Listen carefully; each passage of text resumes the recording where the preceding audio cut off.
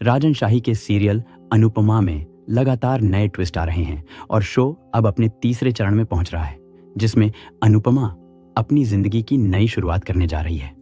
हालांकि अनुपमा के फैंस इसे अनुपमा 2.0 का नाम दे रहे हैं और अनुपमा की जिंदगी में आने वाले ट्विस्ट और टर्न को देखने के लिए बेताब हैं।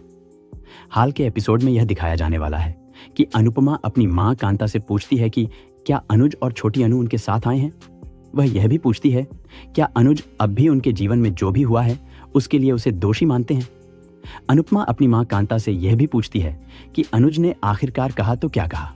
कांता अनुपमा को बताती है कि अनुज ने बहुत सारी बातें कही, साथ ही यह भी कहा कि वह वापस नहीं लौटना चाहते हैं। कांता अनुपमा को बताती है कि अनुज इसलिए वापस नहीं लौटना चाहते हैं क्योंकि वह छोटी अनु के बिना नहीं रह सकते हैं और उन्होंने अनुपमा को कहा है कि वह अपनी जिंदगी में आगे बढ़ जाए।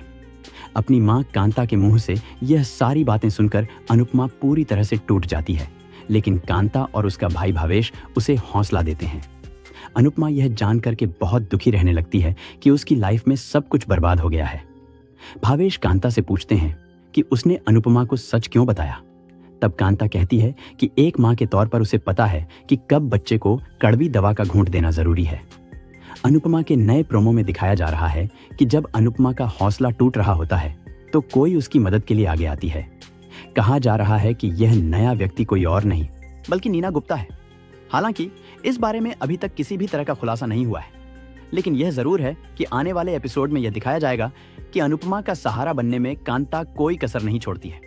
प्रोमो में यह भी दिखाया जा रहा है कि अनुपमा टिफिन सर्विस चलाने में अपनी मां कांता की मदद कर रही है और स्कूटर चला रही है।